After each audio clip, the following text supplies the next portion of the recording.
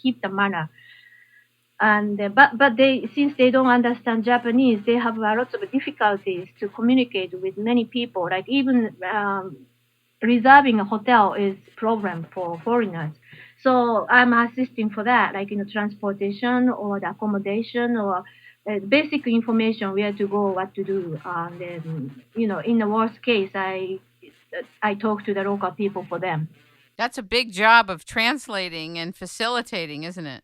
Yeah, but I'm having fun with it. I really grateful to help these people because they are so nice, and then I can learn a lot from these people. I have learned a lot from these people, and then I see the both perspectives, both Japanese perspectives and then Yes. also the foreigners' perspectives, and then deep part, local parts, local people and the foreigners' perspectives are same.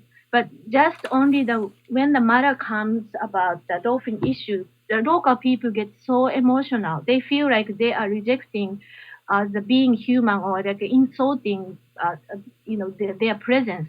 So they get so protected. I mean, they feel so against it, and then this conflict happens. That's what I feel.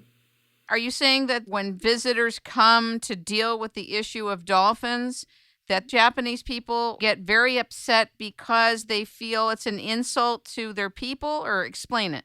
Yeah, insulting about our culture or the being a Japanese, something like that. Because uh, wedding is this Taiji has 400 years history of wedding, and then if you see the geographic, you can see this place. You cannot grow anything. You cannot. There's no place to grow like rice or vegetables. So only they could eat was seafood, and then whale was one of the main protein for them for many years. Historically, that's acceptable. I mean, that's the fact, and then I understand that too. But recently, that we are much more civilized, and then we have so much other things to eat. This we also eat beef and cow. This is another issue, but anyway. So why we there are so many other stuff we can eat in these days? We still have to eat dolphins. This is the topic, but. And then, in fact, there are not so many people eating dolphins anymore. It's much less than you imagine. So it's small, really. Very small. But they feel like once people, especially Westerners, say, "Hey, don't eat whales and dolphins," they feel like locals, they feel like they are rejected their culture. That's why they get emotional, and they say like, leave us alone. And then also I spoke with a few local people whom are willing to unidentified or anonymous.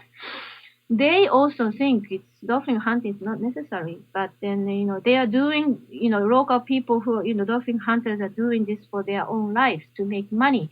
So it's just if you have family, you have to make money. So that's the that's it, and then they think it will die down sooner or later. I really hope so. How I found out about you was that you are the translator for Ishi-san. Yes. And I'd like you to explain who Ishi-san is and a little about his background and how you came to be involved in translating for him. I met Ishi-san also the almost same time with Rick. Actually, Rick went to interview Ishi-san, and then that was the first time I met him. And then since after that, Ishi-san, many foreign people like to contact to Ishi-san. So whenever, but Ishi-san doesn't speak English, so I translate for him from time to time. Ishii-san is his name is Izumi Ishii. He's a former dolphin hunter. He's third generation of dolphin hunter, and he was hunting dolphins almost 25 years or so. More Wow. than that. And then one day he decided something happens, and then he decided that's it. I'm not gonna do it. I'm not gonna kill dolphins anymore.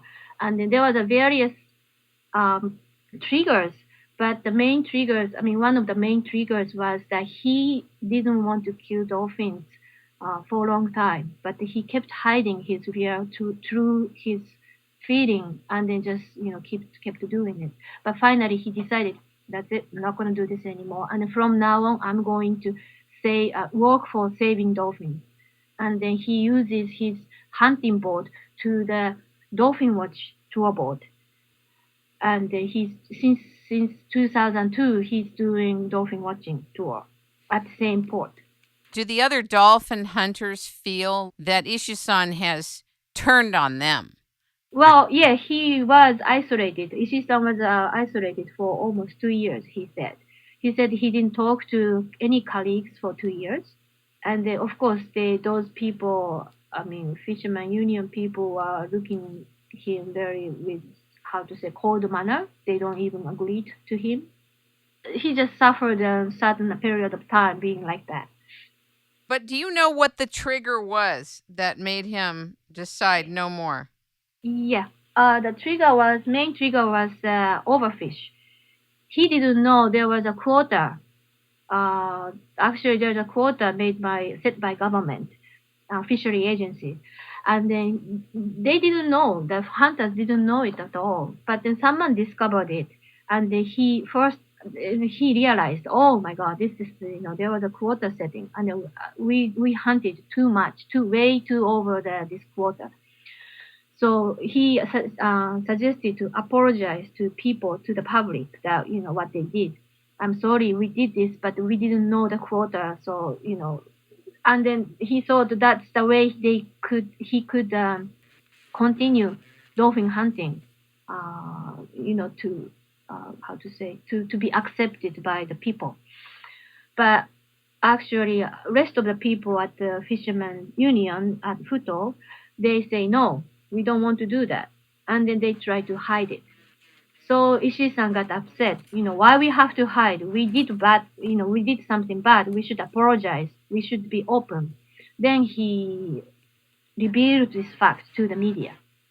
So he's outside of the whole loop now. But did he ever try to talk to the other dolphin hunters to say, look, there's a quota, we're overkilling? Of course. That's why he suggested to reveal the information to the public.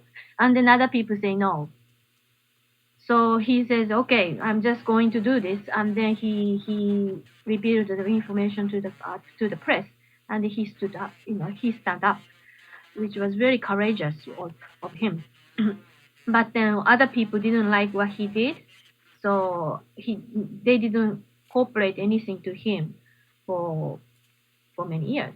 And then since these things happened, he decided, that's it. I'm not going to do the dolphin hunting anymore. I don't want to kill dolphin anymore. Did he ever talk to you about his feelings about killing so many of them? Well, one very impressive story was when he was actually a kid. His grandfather also dolphin hunters. And then the method of killing is the cutting throat. They take the dolphins all up, how to say, to the shore, and they leave the dolphin there with cutting throat because to let the breathe out. But then they still keep breathing, so they hear the sound overnight how the dolphin survives. And then he heard that too, and then his grandfather felt very, very sorry to dolphins. And then since that time he had this feeling. That was just one of the things that he probably kept in his memory for a long time, but how to say, he was putting cover of the feeling. Does it make sense to you? Sure. I think that once people become aware that dolphins feel and animals are sentient, and there's no need to kill them in a way that makes them suffer. It's one thing to kill them. It's another thing to put them through suffering. Exactly. And there's yes. no need to have them suffer at all. I did a show on compassion in world farming a few months ago, and I was talking to somebody who's training people all over Europe a whole other way to compassionately farm. about the treatment of animals. And I think that it says a lot if fishermen could realize